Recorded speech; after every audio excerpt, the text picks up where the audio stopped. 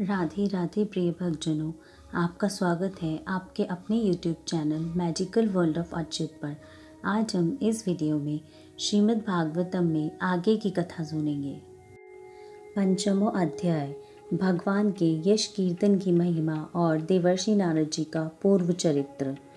सूत जी कहते हैं, तदंतर सुखपूर्वक बैठे हुए वीणा पाणी परम यशस्वी देवर्षि नारद ने मुस्कुराकर अपने पास बैठे ब्रह्मर्षि व्यास जी से कहा, महाभाग व्यास जी, आपके शरीर और मन दोनों ही अपने कर्म और चिंतन से संतुष्ट है ना? अवश्य ही आपकी जिज्ञासा तो भली भांति पूर्ण हो गई है, क्योंकि आपने जो यह महाभारत की रचना की है वह बहुत ही अद्भुत है। वह धर्म आदि सभी पुरुषार्थों से परिपूर्ण है। सनातन ब्रह्मा तत्व को भी आपने खूब विचारा है और जान भी लिया। फिर भी प्रभु, आप अकृतार्थ पुरुष के समान अपने विषय में शोक क्यों कर रहे हो? व्यास जी ने कहा, आपने मेरे विषय में जो कुछ कहा है वह सब ठीक है। वैसा होने पर भी मेरा हृदय संतुष्ट नहीं है। पता नहीं इसका क्या कारण है। आपका ज्ञान अगाध है। आप साक्षात ब्रह्मा जी के मानस पुत्र हैं। इसीलिए मैं आपसे ही इसका कारण पूछता हूँ। नारद जी, आप समस्त गोपनीय रहस्यों को जानते हैं, क्योंकि आपने उन पुराण पुरुष की उपासना की है जो प्रकृति पुरुष दोनों के स्वामी है और असंगत रहते हुए भी अपने संकल्प मात्र से गुणों के द्वार इस संसार की सृष्टि, स्थिति और प्रलय करते रहते हैं। आप सूर्य की भांति तीनों लोकों में भ्रमण करते रहते हैं और योग बल से प्राणवायु के समान सबके भीतर रहकर अंतःकरणों के साक्षी भी है। योगानुष्ठान और नियमों के द्वारा पर ब्रह्मा और शब्द ब्रह्मा दोनों की पूर्ण प्राप्ति कर लेने पर भी मुझ में जो बड़ी कमी है उसे आप कृपा करके बताइए। नारद जी ने कहा, व्यास जी, आपने भगवान के निर्मल यश का गान प्राय नहीं किया, क्योंकि मेरी ऐसी मान्यता है कि जिससे भगवान संतुष्ट नहीं होते वह शास्त्रीय ज्ञान अधूरा है। आपने धर्म आदि पुरुषार्थों का जैसा निरूपण किया है, भगवान श्री कृष्ण की महिमा का वैसा निरूपण नहीं किया। जिस वाणी से, चाहे वह रस भाव अलंकार आदि से युक्त ही क्यों ना हो, जगत को पवित्र करने वाले श्री भगवान श्री कृष्ण के यश का कभी गान नहीं होता, वह तो कौ के लिए उच्छिष्ट फेंकने के स्थान के समान अपवित्र मानी जाती है। मानसरोवर के कमनीय कमलवन में विहार करने वाले हंसों की भांति ब्रह्मधाम में विहार करने वाले भगवत आचरण, मानसरोवर के कमनीय कमलवन में विहरने वाले हंसों की भांति ब्रह्मधाम में विहार करने वाले परमहंस भक्त कभी उनसे रमण नहीं करते। इसके विपरीत, जिसमें सुंदर रचना भी नहीं है और जो दूषित शब्दों से युक्त भी है, परंतु जिसका प्रत्येक श्लोक भगवान के सुयश सूचक नामों से युक्त है, वह वाणी लोगों के सारे पापों का नाश कर देती है, क्योंकि सत्पुरुष ऐसी ही वाणी का श्रवण, गान और कीर्तन किया करते हैं। वह निर्मल ज्ञान भी जो मोक्ष की प्राप्ति का साक्षात साधन है, यदि भगवान की भक्ति से रहित हो तो उसकी शोभा उतनी नहीं होती। फिर जो साधन और सिद्धि दोनों ही दशाओं में सदा ही अमंगल रूप है, वह काम्य कर्म और जो भगवान को अर्पण नहीं किया गया है, ऐसा अहेतुक निष्काम कर्म भी कैसे सुशोभित हो सकता है? महाभाग व्यास जी, आपकी दृष्टि अमोघ है, आपकी कीर्ति पवित्र है।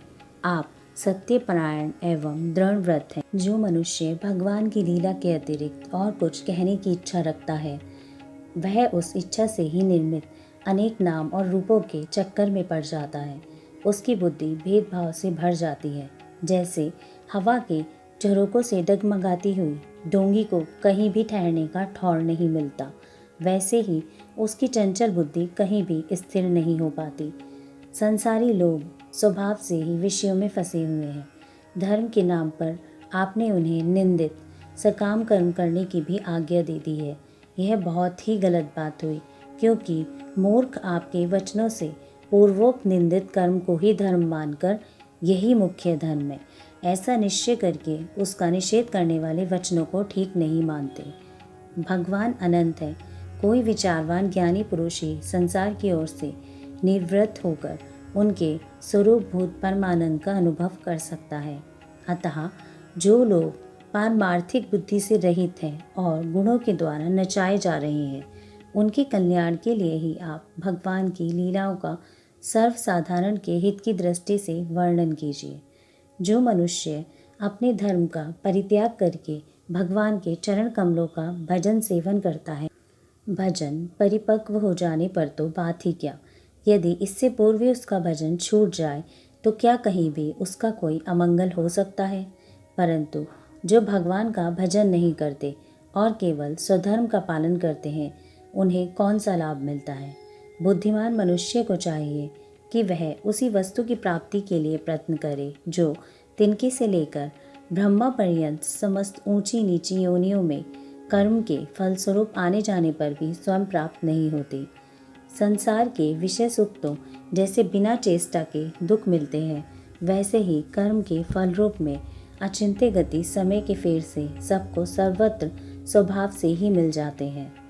व्यास जी, जो भगवान श्री कृष्ण के चरणारविंद का सेवक है, वह भजन न करने वाले कर्मी मनुष्यों के समान दैवात कभी बुरा भाव हो जाने पर भी जन्म मृत्यु के संसार में नहीं आता। वह भगवान के चरण कमलों के आलिंगन का स्मरण करके फिर उसे छोड़ना नहीं चाहता। उसे रस का चस्का जो लग जाता है, जिनसे जगत की उत्पत्ति, स्थिति और प्रलय होते हैं, वे श्री भगवान ही इस विश्व रूप में है। ऐसा होने पर भी वे इससे विलक्षण हैं। इस बात को आप स्वयं जानते हैं, तथापि मैंने आपको संकेत मात्र कर दिया है। व्यास जी, आपकी दृष्टि अमोघ है। आप इस बात को जानिए कि आप पुरुषोत्तम भगवान के कला अवतार हैं। आपने अजन्मा होकर भी जगत के कल्याण के लिए जन्म ग्रहण किया है। इसीलिए आप विशेष रूप से भगवान की लीलाओं का कीर्तन कीजिए।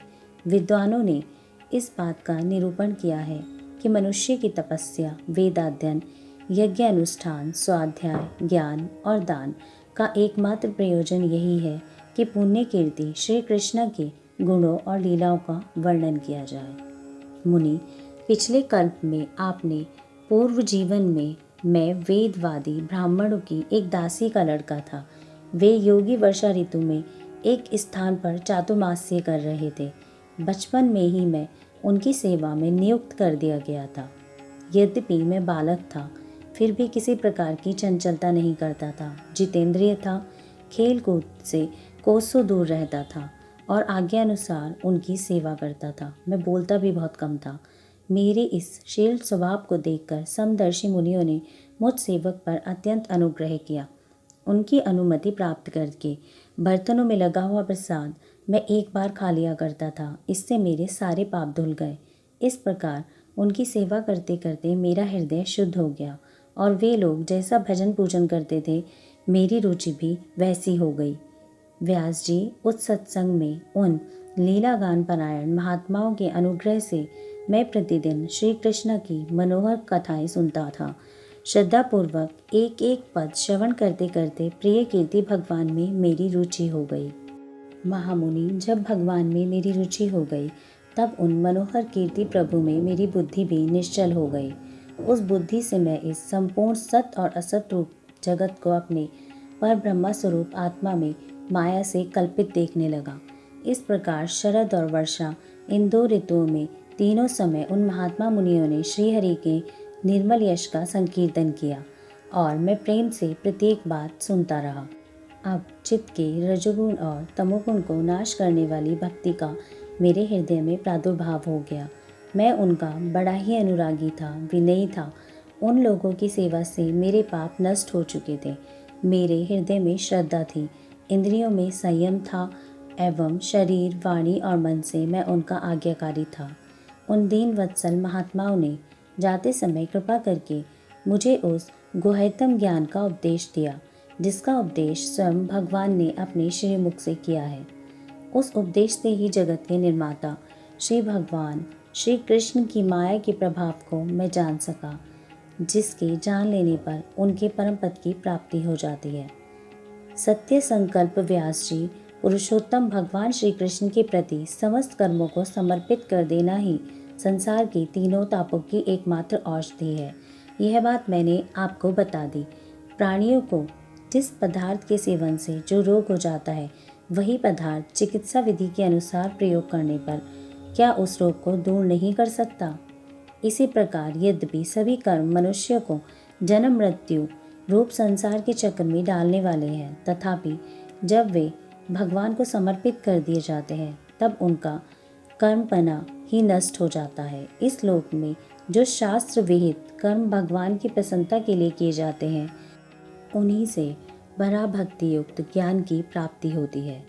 उस भगवत अर्थ कर्म के मार्ग में भगवान की आज्ञा अनुसार आचरण करते हुए बार बार भगवान श्री कृष्ण के गुण और नामों का कीर्तन तथा स्मरण करते हैं।